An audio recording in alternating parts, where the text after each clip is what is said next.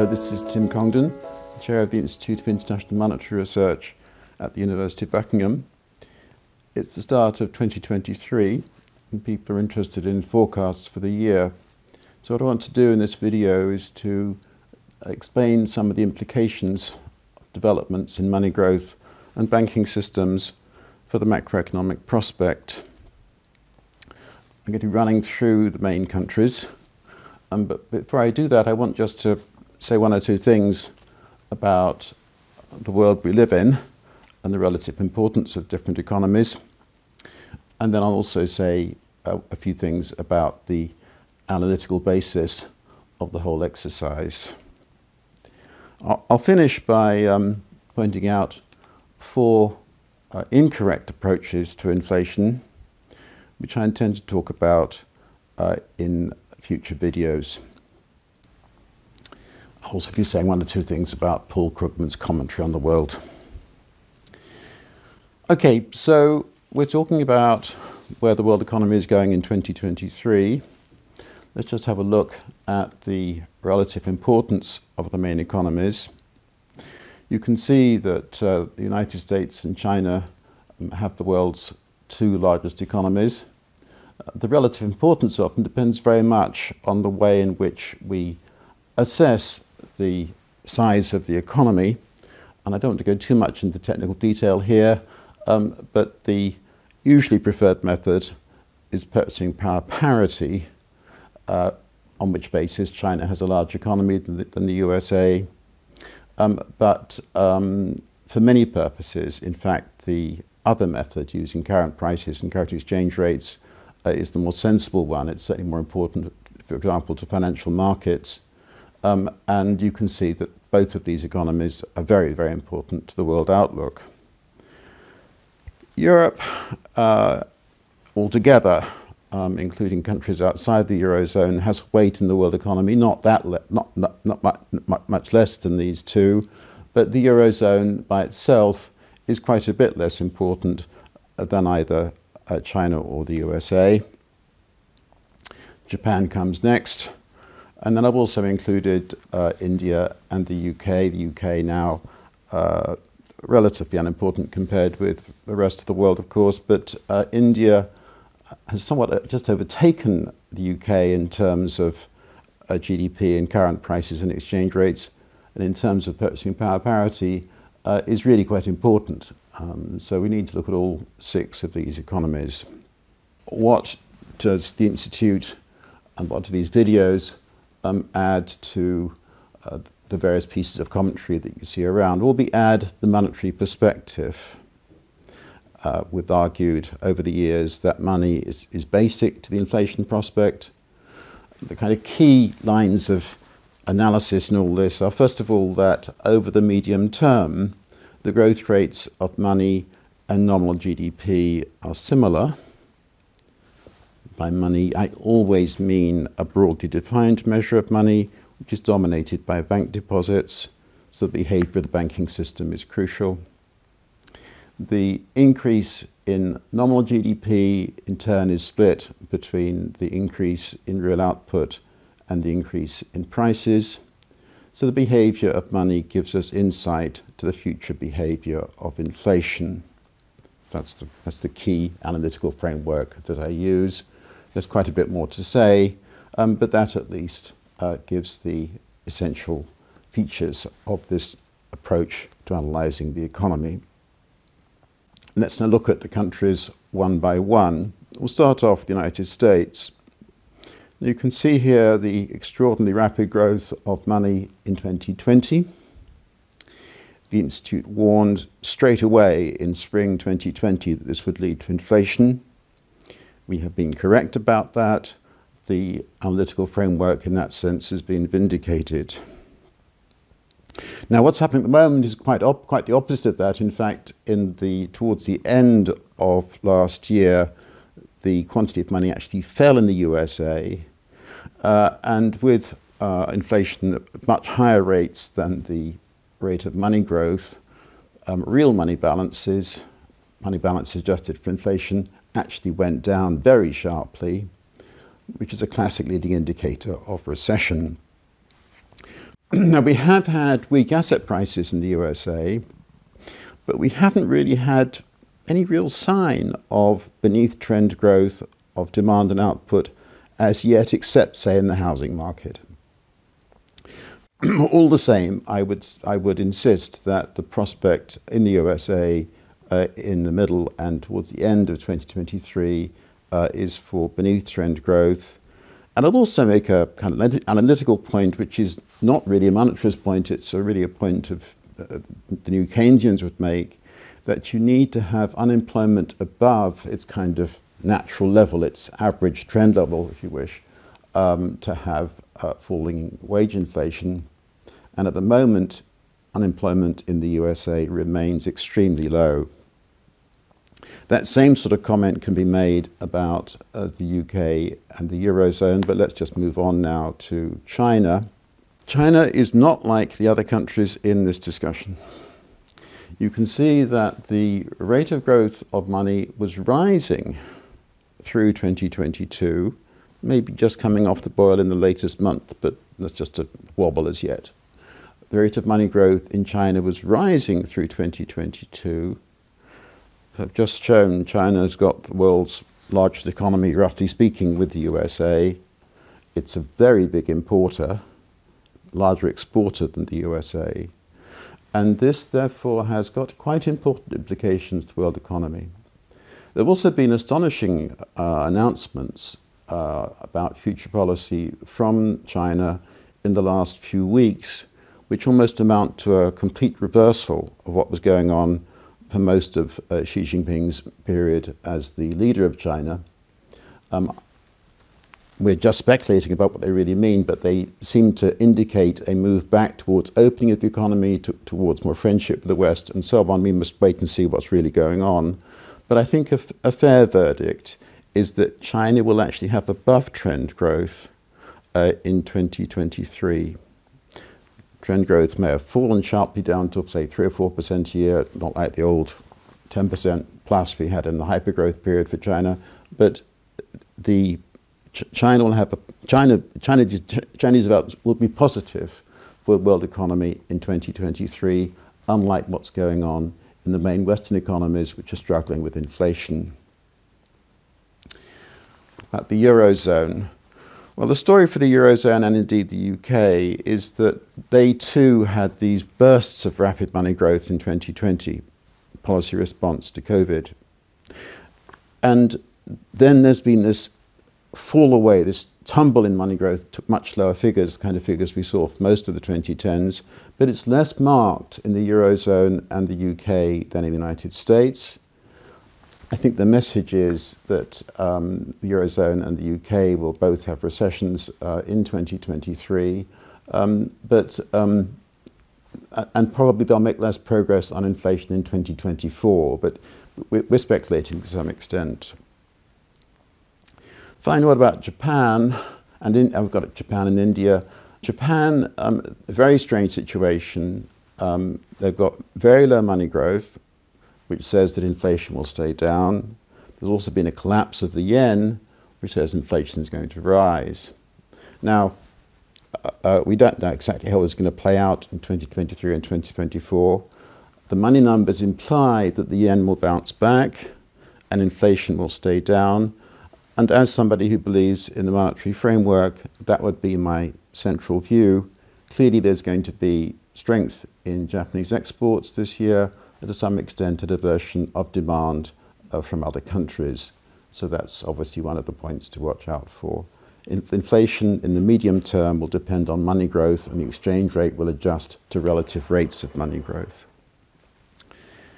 What about India, finally? Well, India didn't have this sort of pattern as in the Western nations of a surge, money growth and a collapse. But the level of money growth has been tailing away. They have had what they regard as rather a high inflation. And so I think we're expecting good growth in India in 2023 compared with most of the world, but not in any sense a boom. So let's just try and bring all that together. I think we're talking about falling output, weak demand in most of the big Western economies. USA, Eurozone, Japan, and the UK. By contrast, in the big Asian economies, and indeed much of the rest of Asia, the continent really matters to the world economy, the prospect is actually for resilient and possibly even above trend growth in demand and output. So for the world as a whole, I would expect output to carry on growing in 2023, despite the weaknesses in the Western economies. Inflation coming down generally. And in 2024, it's quite conceivable, given the severity of the current monetary contraction in the USA, that there will be inflation back towards the 2% figure. I think the message is a little bit more cautious on that front in the Eurozone and the UK, but let's just see how things develop. Okay, well, this is all inside a framework in which money drives nominal GDP, and because real output in the end is driven by other things such as technology, demographics, and so on, the excess of money growth over output determines inflation. It's all within the context of the monetary theory of inflation. In my view, the evidence for that theory is overwhelming, both in the recent past and over many decades of experience when we have the good data to establish these facts. However, there have in commentary on the last 2 or 3 years of this rather shocking inflation episode, there have been a number of other theories going around, and I want in the next 4 videos to review these theories. The first one is that inflation is caused by social conflict. It's the idea that trade unions demand higher wages, that pushes up costs, that pushes up inflation. And so social conflict is the source of the trouble. A statement on these lines has been made in the last few weeks by Olivier Blanchard, who used to be chief economist at the International Monetary Fund. And let me see if I can find it, and perhaps I can quote it to you. Yes, here we are. Inflation is fundamentally the outcome of the distributional conflict between firms, workers, and taxpayers. It stops only when the various players are forced to accept the outcome. No reference to money there. And in fact, you might think that inflation is really a matter for sociologists, not economists. But there we are. Now, there's a similar point of view, just a little bit different, which argues that corporate greed is the cause of inflation. In other words, companies push up prices to widen their profit margins, and this then leads to a wider process of inflation. This sort of view has been stated in the last year or two in the United States of America by, for example, a chap called Robert Reich, Reich, I'm not sure how it's pronounced, who used to be the US Labor Secretary, and he said that the inflation is caused by this profiteering, price gouging, and indeed that it should be really countered by prices and incomes policies. There's even been a bit of a debate between President Biden and Jeff Bezos. So there's those theories that need to be looked at, those social conflict, corporate greed. There's then a third point of view that rising wages are the trouble. This reflects what's happening in the labour market. There's shortages of workers. So the answer is more immigration. And this proposal has been made in an article, recent article, in the Foreign Affairs Journal by 2 authors called Gordon Hanson and Matthew Slaughter. So I'm going to talk about that a bit in one of my videos. And then the last theory I want to review is this idea that the reason that the world had low inflation in the 1990s and then again in the 2010s was because of the so-called China effect. That globalization meant that cheap imports were coming in from China in particular, other countries as well, and this is holding down the price level and leading to low inflation. More generally, that globalization was the key to the explanation of low inflation, and de-globalisation will cause rising inflation. So those are the theories that I want to review. I regard all of them as wrong, all of them as dangerous. The correct theory is the monetary theory. Let me finish by saying that it's really been quite a battle with these ideas in the last 2 or 3 years as over a longer period. And I really must protest about the kind of thing that's being said about monetary analysis. At the start of this process of the current inflation episode, back in March, April 2020, I gave very clear warnings that rapid money growth would lead to inflation. There were many other economists at the time who said nothing of the sort, and one of them was indeed Olivier Blanchard, the former chief economist at the International Monetary Fund. And let me just quote to you what he said in a column for something called the Vox EU CPR portal. This is April 2020.